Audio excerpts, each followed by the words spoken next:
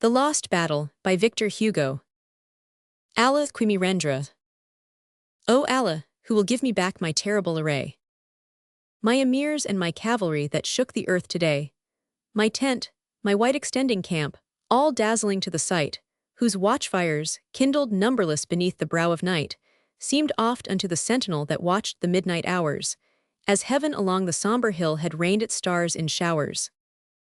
Where are my bays so gorgeous, in their light pelisses gay, and where my fierce Timurid bands, so fearless in the fray, my dauntless Khans, my Spahis brave, swift thunderbolts of war, my sunburnt Bedouins, trooping from the pyramids afar, who laughed to see the laboring hind stand terrified at gaze, and urged their desert horses on amid the ripening maize.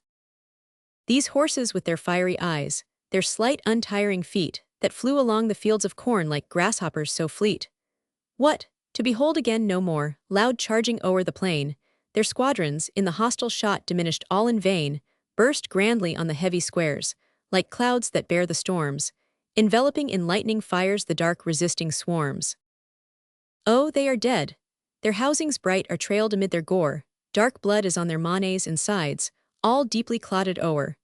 All vainly now the spur would strike these cold and rounded flanks, to wake them to their wonted speed amid the rapid ranks. Here the bold riders red and stark upon the sands lie down, who in their friendly shadows slept throughout the halt at noon. O Allah, who will give me back my terrible array. See where it straggles, long the fields for leagues on leagues away, like riches from a spendthrift's hand flung prodigal to earth. Lo, steed and rider, Tartar chiefs or of Arabian birth, their turbans and their cruel course, their banners and their cries, seem now as if a troubled dream had passed before mine eyes, my valiant warriors and their steeds, thus doomed to fall and bleed. Their voices rouse no echo now, their footsteps have no speed. They sleep, and have forgot at last the saber and the bit. Yon vale, with all the corpses heaped, seems one wide charnel pit. Long shall the evil omen rest upon this plain of dread, tonight, the taint of solemn blood, tomorrow of the dead. Alas, 'tis but a shadow now, that noble armament. How terribly they strove, and struck from morn to eve unspent, amid the fatal fiery ring, enamored of the fight. Now o'er the dim horizon sinks the peaceful pall of night. The brave have nobly done their work, and calmly sleep at last. The crows begin, and o'er the dead are gathering dark and fast. Already through their feathers black they pass their eager beaks.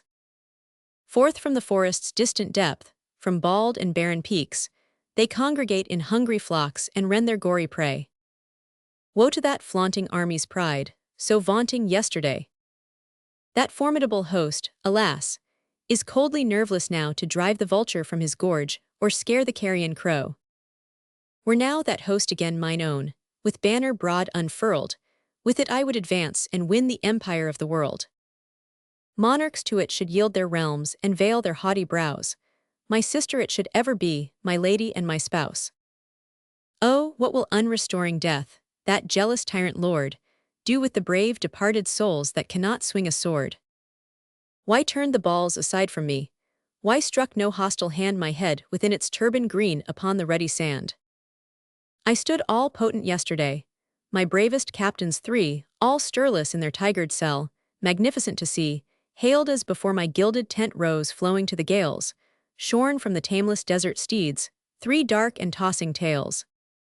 But yesterday 100 drums were heard when I went by. Full 40 Agas turned their looks respectful on mine eye, and trembled with contracted brows within their hall of state. Instead of heavy catapults, of slow unwieldy weight, I had bright cannons rolling on oak wheels in threatening tiers, and calm and steady by their sides marched English cannoneers. But yesterday, and I had towns and castles strong and high, and Greeks in thousands, for the base and merciless to buy. But yesterday, and arsenals and harems were my own, while now, defeated and proscribed, deserted and alone, I flee away, a fugitive, and of my former power, Allah, I have not now at least one battlemented tower. And must he fly, the Grand Vizier, the Pasha of three tales? O'er the horizon's bounding hills, where distant vision fails, all stealthily, with eyes on earth, and shrinking from the sight, as a nocturnal robber holds his dark and breathless flight, and thinks he sees the gibbet spread its arms in solemn wrath, in every tree that dimly throws its shadow on his path. Thus, after his defeat, pale Riskid speaks.